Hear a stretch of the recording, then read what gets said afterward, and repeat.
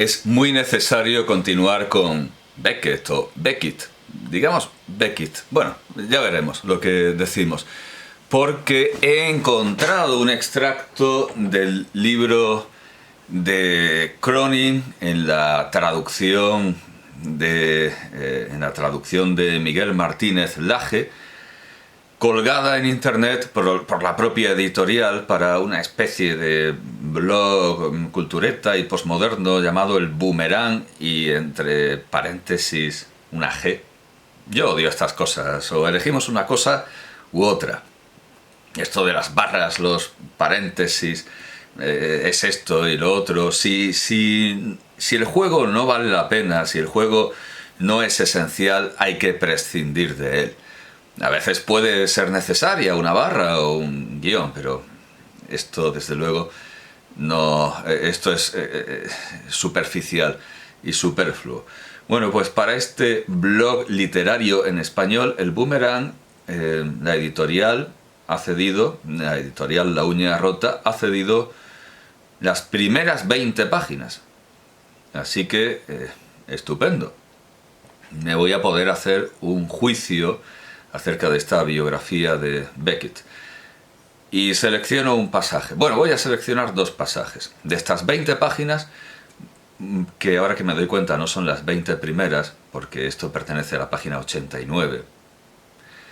Tarda en entrar en materia, porque en la página 89 todavía no se habla de Beckett. O de Beckett. O de Beckett. Sí, digamos Beckett. Porque para elegir entre Beckett y Beckett, Henri de Monterland, pese a estar influido por D'Annunzio y Claudel, y sobre todo por Barrés, claro, es que son dos lenguas juntas. Henri de Monterland, a pesar de estar influido por D'Annunzio y Claudel, y sobre todo por Barrés, que había sido su respetado mentor, su querido amigo, su vecino en Neuilly, les hizo esa misma pregunta y se encontró con una respuesta negativa. La pregunta es si existe una sola razón por la que haya que seguir. Una por una, escribió, he contemplado la renuncia a todas mis razones para darme ánimos, anegadas cada una a su debido tiempo por la indiferencia, esa marea creciente. Y tras desechar, sigue Cronin, ya parafraseando, esto era cita, y tras desechar la religión, la fraternidad, el ansia de fama e incluso la curiosidad misma, proclamó: ansío una época en la que, se salta una parte, el asco por el examen de uno mismo me haya llevado a renunciar del todo a la escritura y de ese modo me exima del último lazo que me une a la sociedad. Y sigue Cronin testimoniando este Taedium Vitae, no ya romántico ni finisecular, sino el de entreguerras. En 1924, entre las dos guerras mundiales, en 1924, el joven Marcel Arlon inició sus colaboraciones en la Nouvelle Revue Française, que iban a prolongarse por espacio de 40 años. Lo hizo con un célebre ensayo en el que comparó el nuevo Mal du siècle, evidente entre los escritores jóvenes, con el Mal du siècle de los románticos, que también había nacido cuando Europa estaba en guerra. Bueno, cuando Europa no ha estado en guerra. En ese famoso ensayo, como en tantos otros escritos influyentes de la década, se detecta ese eco premonitorio de las preocupaciones que más adelante iban a ser vertebrales en la obra de Beckett. Hablando de la historia de Dada y de cómo los dadaístas habían hecho de la osadía un principio, seguía diciendo: de pronto surge un pensamiento. Supongamos que hubiésemos de ir hasta el límite en la osadía. En la osadía el límite no es la destrucción, sino la abstención. Se encuentra en el silencio una violencia mayor que la que representa decir no. Sigue Cronin.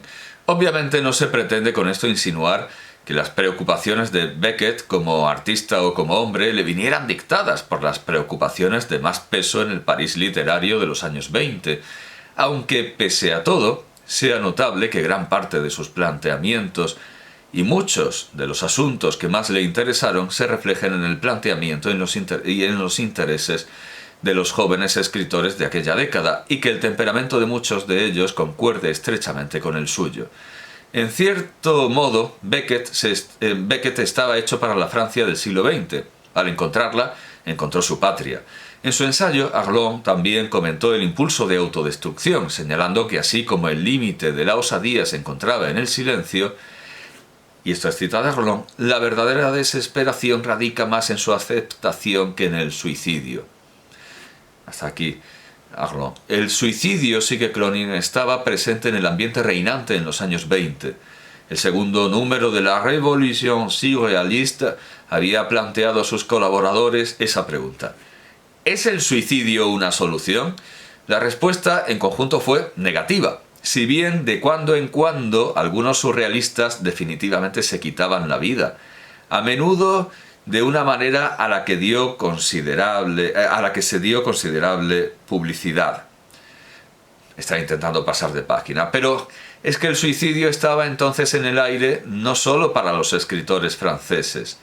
En diciembre de 1929, Harry Crosby, adinerado y joven norteamericano que había fundado la editorial Black Sun Press y que formaba parte del círculo de Joyce y del grupo de la revista Transition, se pegó un tiro estando en Nueva York, no sin antes renunciar a la idea de pilotar su propio avión en dirección al sol, hasta que se le agotase el combustible y se estrellara. Su suicidio dio pie a numerosos comentarios en los círculos afines a Transition, aparece con minúscula, por cierto. Bueno, claro, será, sí, como se suele editar a Cummings, con minúscula. Y yo no conozco esta revista, soy un ignorante. Y en el número 19-20 de la revista, al cual Beckett aportó un poema titulado Para futura referencia. Se publicaron también textos conmemorativos de Hart Crane, que más adelante, en 1932, iba a saltar de un barco en el Caribe, así como de los surrealistas Philippe Soupault y Kay Boyle, miembros del círculo de Joyce. El suicidio de Vladimir Mayakovsky, el poeta ruso, a los pocos meses de que Harry Crosby se quitara la vida, también generó acalorados debates, tal como sucedió con el de Sergei Yesenin en 1924.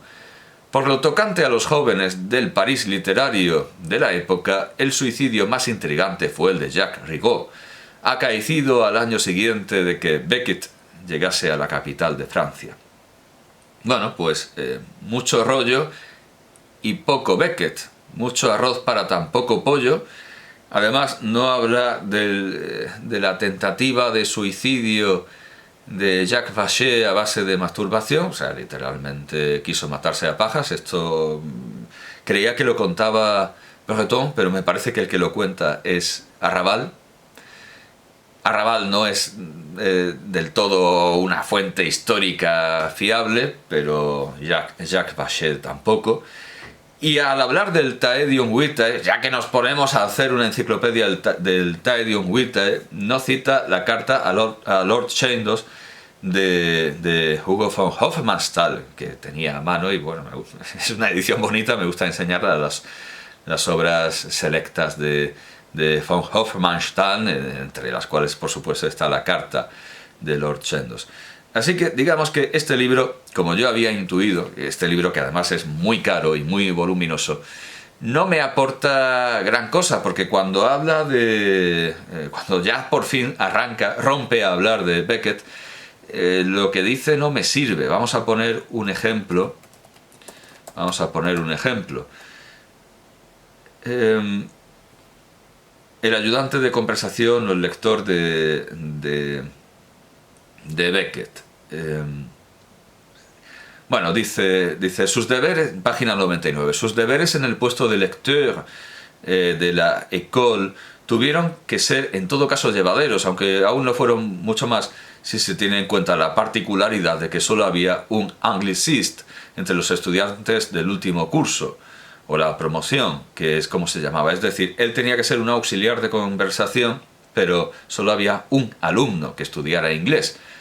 Era un joven, dice Cronin, sumamente inteligente, encantador y de carácter muy literario, oriundo de la región del Jura, en el este de Francia, llamado Georges Pelourson. Pelourson, que después de la guerra iba a publicar con el seudónimo de Georges Belmont, ya tenía un sólido conocimiento del inglés. O sea, Beckett se lo iba a llevar crudo, se lo iba a llevar muerto, que en teoría Beckett debería mejorar mientras conversaban los dos sobre literatura. Su primera sesión estaba fijada para una mañana a las 11, poco después de la llegada de Beckett a París. Pelorson acudió puntual a su habitación y tras llamar a la puerta varias veces con los nudillos, decidió abrir. En la cama se encontró tendido a un joven alto, de cabello claro, semidesnudo, que parecía tanto más rubio porque la luz del sol le daba de lleno mientras dormía.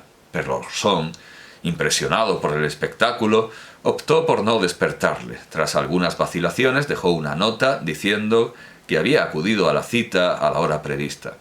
Más adelante convinieron un encuentro posterior en un café cercano. Bien, en esta escena Beckett está dormido y no puede testimoniarla. No hay nadie más. La única fuente que podría justificar que esto es realidad y no literatura, esa escena tan subjetiva, porque se nos están contando las reacciones de Pelorson. El único que puede dar testimonio de esta escena es Pelorson. Uno esperaría aquí una cita. ¿En qué memorias, en qué diario? ¿Cuándo ha contado Pelorson esto? No hay tal cosa. Por lo tanto, lo que tenemos es literatura y subjetivismo aplicado a terceros, aplicado a personajes en la historia biográfica de Beckett, y a mí esto no me sirve de nada. A mí que me cuenten esto de que se impresionó, escribió una nota, a mí que me cuenten los sentimientos y las impresiones de un personaje en una escena que solo tiene un testigo, que es ese propio personaje, sin decirme de dónde lo ha sacado, a mí esto no me sirve. Este libro no me sirve en absoluto, y sí, en cambio, mucho, aunque no tanto como yo esperaba, el manual, en realidad es el complemento a Samuel Beckett de Faber y Faber, editado por Eckerle y Gontarski, que efectivamente es un diccionario de Samuel Beckett, o se puede interpretar también como el aparato crítico, como las notas que no tienen las obras selectas de Beckett, que ya presenté y que no voy a volver a bajar, porque no es el único libro que tengo que presentar, con el que tengo que complementar la presentación que hice de Beckett. Cierto es que es un aparato crítico de la obra, más que un comentario biográfico.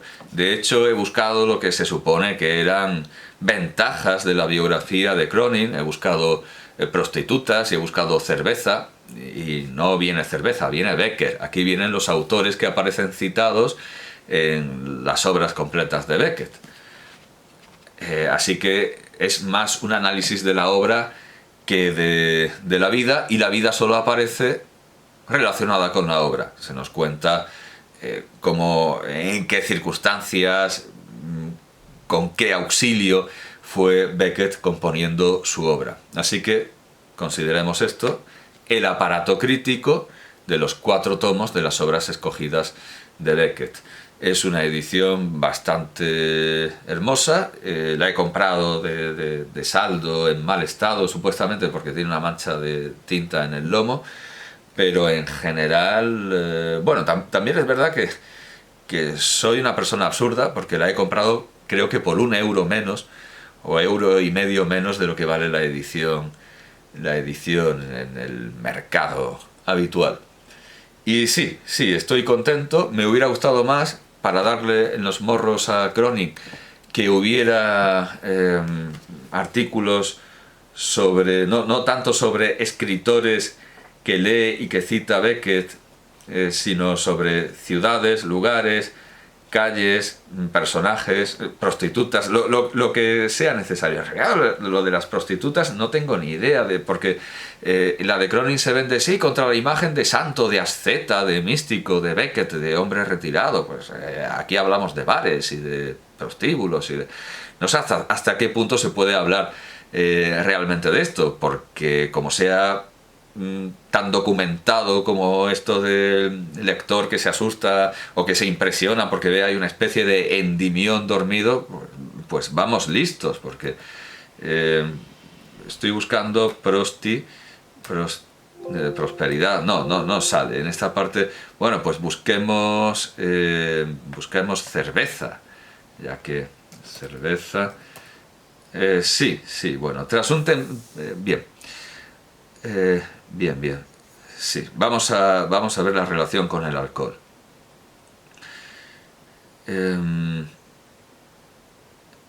Pero ¿quién? ¿Está hablando de quién? Está hablando de Joyce. No debiera verse en todo esto nada que indique, sin embargo, que Joyce diera en creer que había encontrado a un alma gemela más joven que él y tampoco a un discípulo sumamente prometedor en el campo de la literatura. Joyce estaba absorto y centrado por completo en su grandeza, por lo que no necesitaba ni lo uno ni lo otro. Aunque es de reconocer que era un hombre cordial, al que le gustaba beber con aquellos que eran de su confianza, y aunque era muy capaz de disfrutar estando en compañía de sus fieles, aunque necesitaba un círculo de personas a su alrededor que le suministrasen admiración y que hicieran todo lo preciso para reforzar su reputación y para que la vida le fuese más llevadera, sus afectos, o más bien su necesidad de estar emocionalmente implicado, encontraban objeto de saciedad más que suficiente en los miembros de su familia, e incluso allí donde estaban concernidos los suyos, no era bajo ningún concepto un modelo de perspicacia, de percepción ni de verdadera simpatía. Había encontrado en Beckett a un joven irlandés, diligente y cumplidor, muy inteligente, que tenía en común con él muchos de sus intereses y parte de sus planteamientos vitales. Hay una errata, además de tener sentido del humor y estar dispuesto a rendirle pleitesía y a darle muestras de simpatía, incluso a costa al menos en parte de su identidad. Estaba además en aquellos momentos dispuesto a beber con el maestro en pie de igualdad. En realidad empezaba a ser, como Joyce, un bebedor de cuidado, aunque durante esta época adoptó, seguramente en imitación de Joyce, la norma de no beber nada antes de una determinada hora del día. Bien, un irlandés borracho. ¿Habráse visto? En el caso del maestro eran las 6 de la tarde, en el del discípulo eran las 5. Al contrario que Joyce, en cambio, no cumplía la norma a rajatabla, aunque en determinados momentos de su vida sí fue estricto al imponérsela cuando entendía que por un motivo u otro la necesitaba. Nuevamente, no hay más datos, son generalidades. No dice en qué momentos, esto no es una biografía precisa. Tras un temprano periodo de abstinencia en Trinity, había empezado a visitar los pubs estando en tercer curso, cuando las 2 pintas de cerveza negra que representan la ingesta de Belacqua a la hora del almuerzo en el relato Dante y la langosta eran probablemente lo más típico en su caso. Bueno, pues yo creo que esto es muy general. Sí, habla del alcoholismo de Beckett en relación con su literatura, un alcoholismo más o menos controlado y controlable, vamos, un alcoholismo estándar irlandés, digamos irlandés, sobre irlandés, esto creo que es una cita de los Simpsons. Vamos a comparar la entrada de sobre irlandés. Cuando Homer acuerda qué ingesta de alcohol puede permitirse. Joyce, vamos a ver qué se dice de Joyce en esta monografía en forma de diccionario. Bueno, pues Joyce ocupa unas 4 páginas y media a doble columna. Está bastante bien. En general, claro, de lo que se habla no es tanto de la influencia de Joyce la persona como de la obra de Joyce, pero por supuesto que se empieza hablando de este conocimiento personal de Joyce. Poco después de haber llegado a París, habiendo leído Dublineses y el retrato del artista adolescente, pero aún no Ulises, claro, sí. Ni Borges había leído el Ulises, lo había leído a cachos, lo había leído fragmentariamente. Samuel Beckett fue introducido a Joyce por Thomas McGreevy, que tiene su propia entrada, y entonces podemos ir a buscarlo. Se hizo uno de los de su círculo íntimo, visitaba su piso en Place Rouillac, asistía a Joyce en sus tareas literarias y lo ayudó a traducir Ana Livia Plurabel. Bueno, pues, en fin, es sintético, está bien, estoy viendo, y luego más autores y más autores, más literatura. Estoy viendo si habla de lo de beber juntos y, bueno, parece que no es algo importante, que esto de que Beckett tomó de Joyce lo de no beber hasta cierta hora, no parece que sea una cosa importante. Por cierto, parte de la entrada de Joyce está ocupada por la hija de James Joyce, Lucia Joyce, sí, vamos, digamos, Lucia Joyce, Joyce, así que son algo menos, son unas cuantas páginas menos. Leemos que Samuel Beckett fue fiel a Joyce. Aquí está. Fue ofendido por la publicación de Ellman de las cartas a Nora, que contenían aquello de My Little Fagbird, mi pequeño pájaro chingón. En realidad deseaba siempre, o sea, ya que estamos traduciendo a Beckett, no sé dónde leí o de dónde tengo ese sintagma del pájaro chingón, pero me parece fantástico poder usarlo en una traducción de Joyce. Sí, digamos que Fagbird es el pájaro chingón. Bueno, no sé si será una especie real o... bueno, no lo sé. El caso es que esto es un volumen interesantísimo, sí, pero ante todo es un estudio académico de la obra de Joyce, con biografía la justa para entender la obra. Anécdotas no hay. Ahora bien, para que sean anécdotas como estas de Cronin, sin ninguna referencia, sin ninguna fuente, pues mejor que no las haya, porque para llenar 600 páginas de cosas dudosas que no se sabe qué han pasado o no, para eso escribimos una novela. Como he dicho, no es el único libro sobre Joyce que quiero añadir a los 4 volúmenes que ya presenté, porque he encontrado mi primer Joyce, mi primera lectura de Joyce en esta colección de los premios Nobel. Ya mostré el tomo de los fascículos, que por cierto tenían una cubierta que el que ha encuadernado ese tomo no respetó. Había un retrato del escritor galardonado ese año, el año del fascículo, y en contraportada una presentación del libro. Creo que tengo ese fascículo, a pesar de que quien encuadernó el volumen ya completo que tengo, lo ha tirado. Creo que tengo el fascículo de Joyce completo, con la cubierta, con el retrato de Joyce, no, perdón, con el retrato de Beckett y con la presentación de El Innombrable.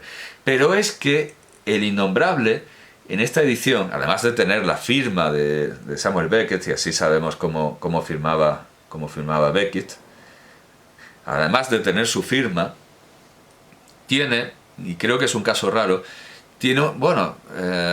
habría que verlo.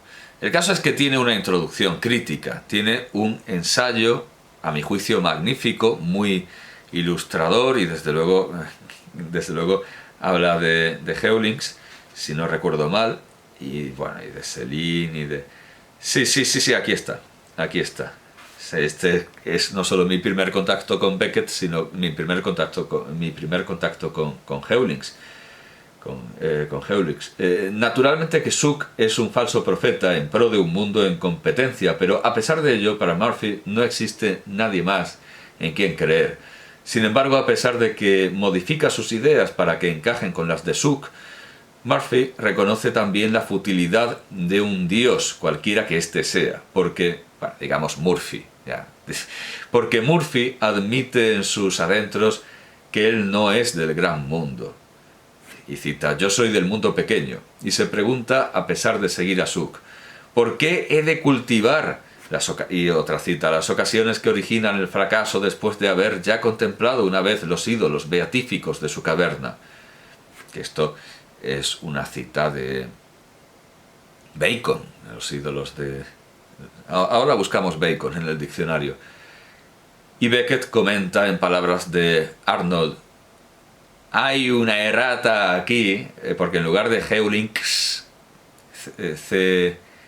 CX pone Heulinex, como si fuera una especie de olla a presión o algo así, o de depiladora para las piernas, Heulinex. Bueno, y Beckett comenta en palabras de Arnold, corrijamos, Heulinx, cartesiano belga del siglo XVII. Uvinil Wallace y vinil Wellis, su epitafio a Murphy. Bueno, puede que no esté desde luego tan claro, pero sí que nos da el hilo de Heulinx, que es importantísimo. Y bueno, Heulinx por supuesto aparece tratado como debe ser, se nos dice que lo estudió en la escuela normal, antes de leerlo en latín y tomar notas en el Trinity College, como hemos visto en esta antología de Heulinx por Beckett. Pues vamos a buscar Bacon, ya que esto de los ídolos de la caverna, ídolas pecus, claramente hace referencia a Bacon. Vamos a ver si afinan tanto como para haberse dado cuenta. Klein, Bion, biografía, bibliografía. En bibliografía, sí, dan. Bueno, Biblia, Berkeley, Belacqua, Beckett, así, un montón de cosas. Ah, bueno, Beckett Country. ¿Qué es esto del país de Beckett? No es un parque temático, no es una Becketlandia. Dice, el paisaje es el paisaje psicológico de Samuel Beckett, que no se parece a Greenland, o sea, de Julian Green, imagino. Está repleto de bicicletas, perros. Bueno, esta entrada me parece un poco subjetiva. Bueno, Ernst Barlach, el grandísimo escultor. Aquí, bueno, vaya. Ah, claro. Francis Bacon, una entrada muy pequeña, pero es que es Francis Bacon el pintor, 1909-1992. Bueno, no sé si lo he dicho, el ensayo de este volumen está escrito por Frederick Robert Carl. Bueno, pues como digo, del pintor hay muy poco, a pesar de que cierta comunidad espiritual hay. El retrato del Papa Inocencio X sí que es recordado en la obra de Beckett. Y aquí tenemos a Francis Bacon, el filósofo, el señor de Verulamio, primer barón de Verulamio, dicen. Soñó con Descartes una nueva filosofía. Bueno, Murphy se refiere... Ah, pues sí, esto es bueno, porque dice... Murphy se refiere a los beatíficos ídolos de su cueva, que son aquellos del Novum Organum, 1620, entiendo, parágrafo 39, las cuatro, o sea, es bueno, lo pilla al vuelo, es decir, es una anotación muy completa. En lugar de... Además está bien, porque en lugar de interrumpir a cada rato la lectura de las obras, uno puede leerlas y luego coger el diccionario y leerlo, incluso como si fuera un libro, y luego releer la obra, y sí, como un juego de agua, como una fuente que se retroalimenta. Así que sí, realmente es algo que recomiendo encarecidamente, aunque le falte la biografía, pero la biografía escrita por un amigo, mucho más amigo que Cronin es un conocido, pues ya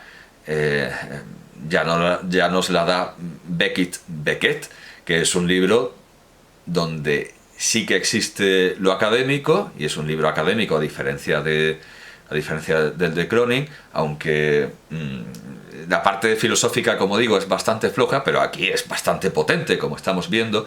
Y en cuanto a la parte personal, pues ya lo digo, el autor es un amigo, mientras que el autor de la biografía traducida por Martínez Laje es un conocido, y que además no justifica testimonios que son como el de Rosebud en Ciudadano Kane. ¿Quién hay para escuchar lo de Rosebud? ¿Quién hay allí para ver la turbación del lector, del alumno de inglés ante esa especie de endimión irlandés? Así que esto es un perfecto complemento y además se llama así,